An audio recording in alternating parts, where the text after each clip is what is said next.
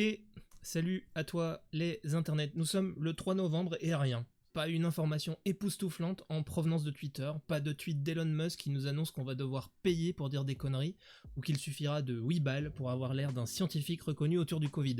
Rien. Je suis presque déçu. Allez, non, pas tout à fait. En cherchant un peu sur Twitter, on trouve des informations hallucinantes sur l'ambiance actuellement en cours dans l'entreprise, spotée par un de ses collègues. Le chef de produit Esther Crawford est photographié. Je vous laisse voir le tweet. Tiens, on va faire ça comme ça. Hop, je le mets. Voici.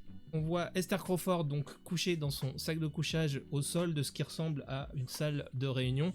Et c'est complètement délirant, mais ça semble témoigner en tout cas de la fébrilité qui règne au sein de l'entreprise actuellement, où les gens dorment au sol, c'est ce qui est pour moi complètement hallucinant.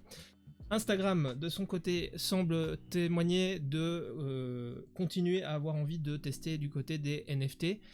Ainsi, sur We Are SM, on voit les tests actuellement en cours dans l'application Instagram pour permettre, via un toolkit intégré à l'application, de distribuer des NFT sur la blockchain de Polygon et de les minter aussi directement dans l'application, ce qui veut dire en gros créer des œuvres d'art avec un token non fongible et aussi d'aller stocker ces œuvres d'art sur son compte avec cette mention du token non fongible.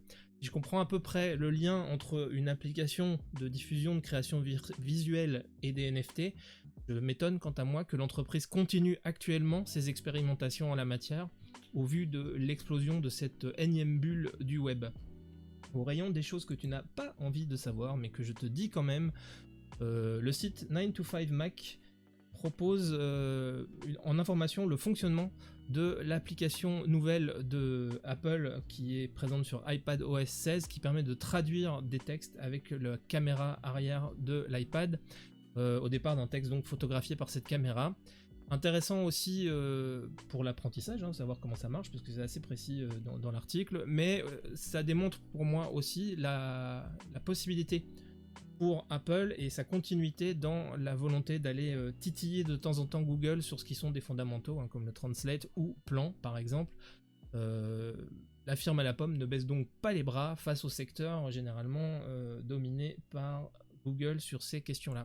Un article du Monde concernant l'appli et plateforme vidéo Rumble, c'est une appli de diffusion vidéo je dirais alternative pour l'appeler poliment, nous montre comment l'Europe et la France en tête entendent imposer un tempo sur la régulation de l'entrisme des fausses nouvelles et de la propagande dans l'Union européenne et ici en particulier en France.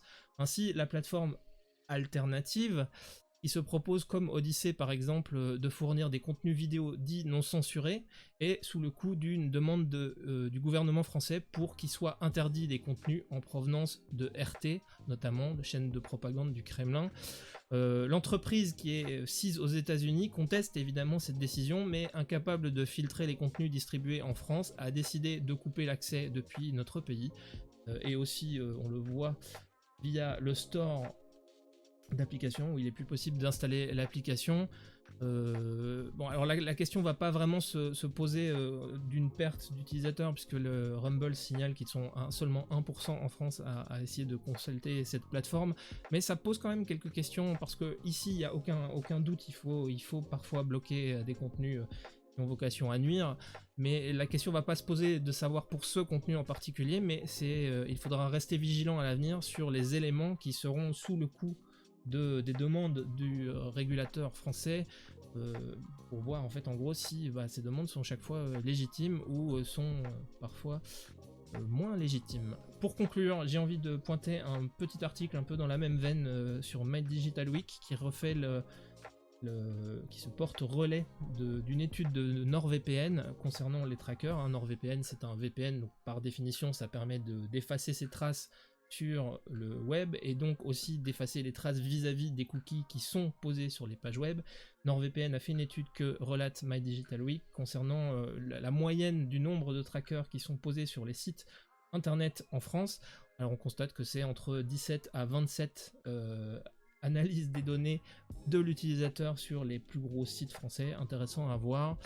Alors évidemment c'est un peu tronqué parce que c'est le core business de NordVPN, mais c'est intéressant aussi de savoir que si on est capable ou si on a besoin d'aller traquer 17 à 27 fois les données d'un utilisateur sur un site web, il est possible qu'avec la fin des cookies annoncés par Google et Apple, tous les gens qui vivent de ces données, hein, pas uniquement en publicitaire d'ailleurs, mais aussi pour tracer des usages et voir comment tout cela marche, ces gens-là, avec la fin des cookies, vont devoir trouver d'autres manières de fonctionner. Voilà, c'est environ tout pour aujourd'hui. Si tu aimes ce que tu viens d'entendre ou de regarder, tu reviens voir notre site internet que je remets en fond d'écran, bam, écranmobile.fr. Tu peux t'abonner à notre fil Twitter pour ne rien rater des actus que moi je pointe pour Écran Mobile FR.